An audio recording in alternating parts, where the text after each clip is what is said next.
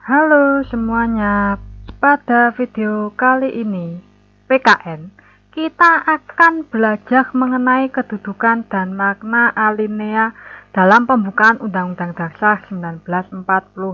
Jadi pada pertemuan atau video kali ini kita akan membahas mengenai makna per alinea dari pembukaan Undang-Undang Dasar 1945.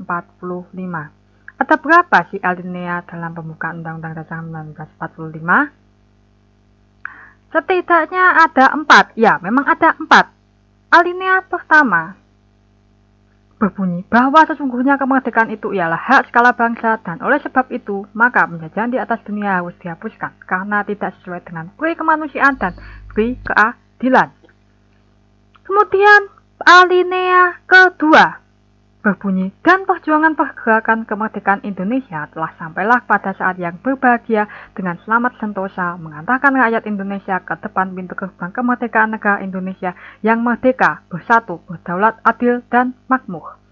Lalu alinea ketiga berbunyi, atas berkat rahmat Allah yang Maha Kuasa dan dengan didorongkan oleh keinginan luhur supaya berkehidupan kebangsaan yang bebas, maka rakyat Indonesia menyatakan dengan ini kemerdekaannya.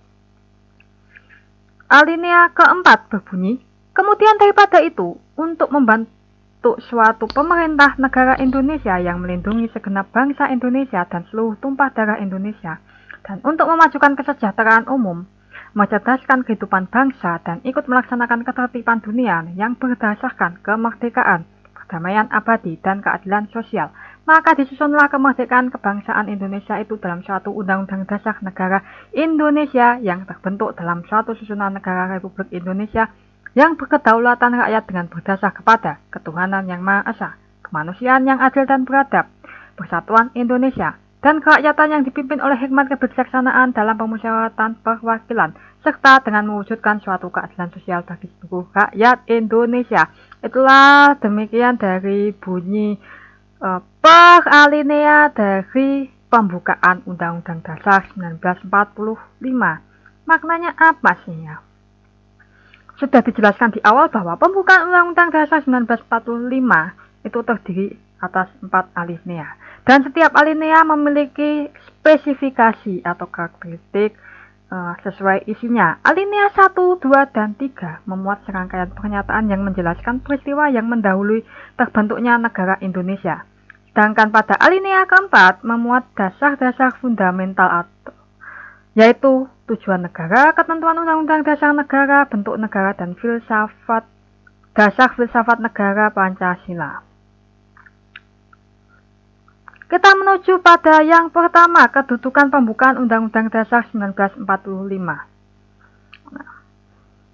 UUD 45 dalam tertib hukum nasional Indonesia adalah sebagai pokok kaidah negara yang fundamental atau istilah kerennya Stats Fundamental Norm. Menurut ilmu hukum tata negara, pokok kaidah negara yang fundamental memiliki beberapa unsur mutlak sebagai berikut. Ada 2 unsur mutlaknya. Dari segi terjadinya, ditentukan oleh pembentuk negara dan terjelma dalam suatu pernyataan lahir sebagai penjelmaan kehendak pembentuk negara untuk menjadikan hal-hal tertentu sebagai dasar-dasar negara yang dibentuknya. Kemudian dari segi isinya, memuat dasar-dasar negara yang dibentuk yang mencakup cita-cita kerohanian atau asas kerohanian, cita-cita tentang negara, asas politik negara, tujuan negara, dan tentang ketentuan diadakannya Undang-Undang Dasar Negara. Pokok kaidah negara yang fundamental menurut ilmu hukum memiliki hakikat dan kedudukan hukum yang tetap tidak berubah sebagai tertib hukum yang tertinggi, terlekat pada kelangsungan hidup negara, dan karena itu secara hukum tidak dapat diubah. Pembukaan Undang-Undang Dasar 45 telah memenuhi unsur-unsur yang disyaratkan untuk dapat berkedudukan sebagai pokok kaidah negara yang fundamental, baik ditinjau dari segi maupun dari segi terjadinya maupun segi isinya. Dari segi terjadinya, penjelasan pertama, pembukaan Undang-Undang Dasar 45 ditetapkan bersamaan dengan penetapan Undang-Undang Dasar Negara Republik Indonesia pada tanggal 18 Agustus 1945 oleh Panitia Persiapan Kemerdekaan Indonesia atau PPKI yang secara representatif merupakan wakil-wakil bangsa Indonesia yang berjuang menegakkan kemerdekaan dan mendirikan Republik Indonesia. Ini artinya, pada saat PPKI menetapkan pembukaan Undang-Undang Dasar 45, memiliki kualitas dan kedudukan sebagai pembentuk negara. Karena itu, lembaga atau PPKI melakukan tugas itu atas kuasa dan bersama-sama dengan rakyat untuk membentuk dan menetapkan berdirinya negara Republik Indonesia. Lalu dari segi isinya, ya kita akan bahas asas. Asas kerohanian negara atau dasar filsafat negara, Pancasila yang dimaksud. Nah, ini tersimpul pada pembukaan Undang-Undang Dasar 1945, alinea keempat. Dengan berdasar kepada ketuhanan yang Maha Esa, kemanusiaan yang adil dan beradab, persatuan Indonesia dan kerakyatan yang dipimpin oleh hikmat kebijaksanaan dalam permusyawaratan, perwakilan, serta dengan mewujudkan suatu keadilan sosial bagi seluruh rakyat Indonesia. Yang kedua yaitu asas politik negara atau bentuk negara.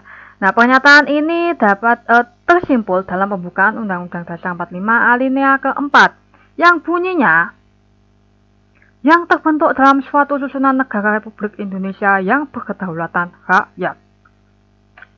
Yang ketiga, asas tujuan negara.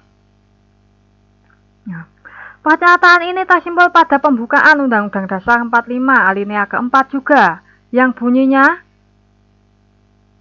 melindungi segenap bangsa Indonesia dan seluruh tumpah darah Indonesia, dan untuk memajukan kesejahteraan umum berdasarkan kehidupan bangsa, dan ikut melaksanakan ketertiban dunia yang berdasarkan kemerdekaan, perdamaian abadi, dan keadilan sosial.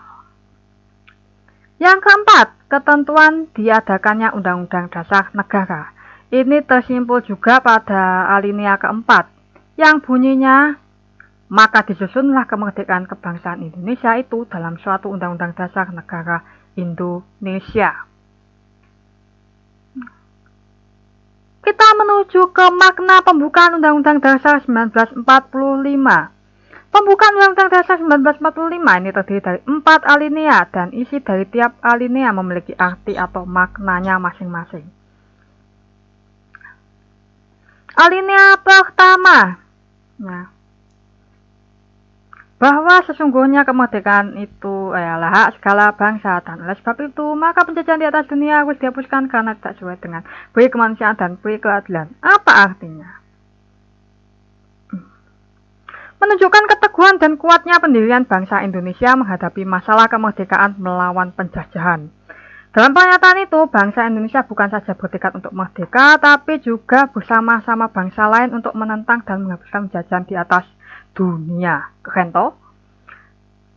Alasan bangsa Indonesia mengapa ia menentang penjajahan? Karena bertentangan dengan peri kemanusiaan dan peri keadilan.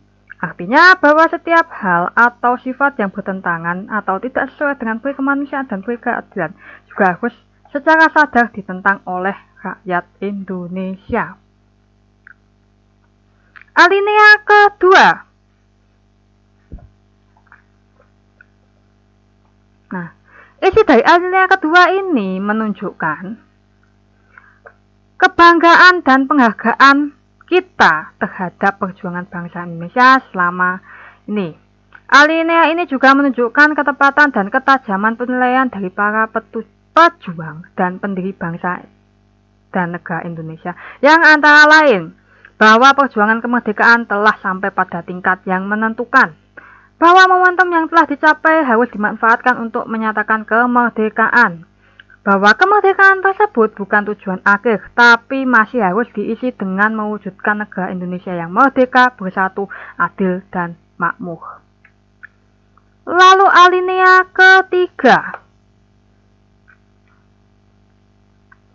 menegaskan kembali pernyataan kemerdekaan bangsa Indonesia seperti telah dinyatakan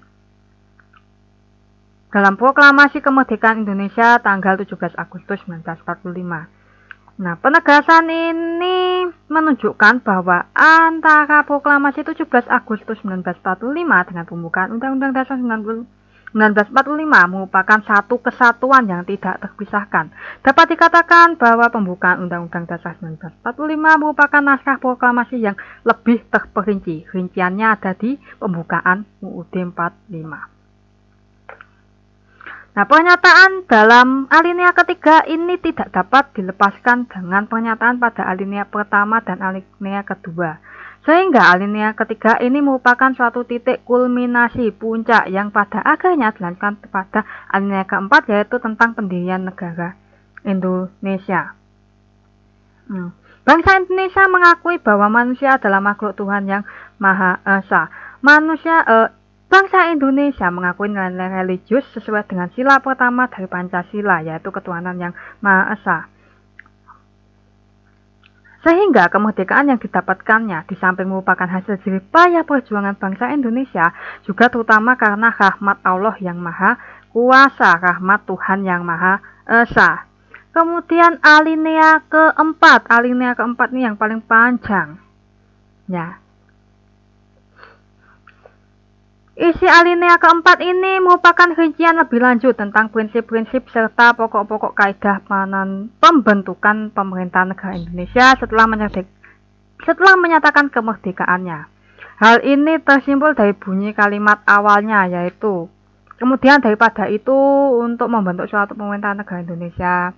Nah, isi pokok yang terkandung dalam alinea keempat pembukaan Undang-Undang Dasar 45 ini meliputi 4 hal yang merupakan prinsip-prinsip pokok kenegaraan, ya, yang terdiri atau meliputi asas kerohanian negara, bentuk negara, tujuan negara baik secara khusus dan umum, dan ketentuan diadakannya Undang-Undang Dasar Negara. Oke, akhirnya selesai juga untuk video pembelajaran kali ini. Terima kasih sudah menyimak, sudah menonton, sudah mendengarkan. Sampai jumpa di video berikutnya. See you.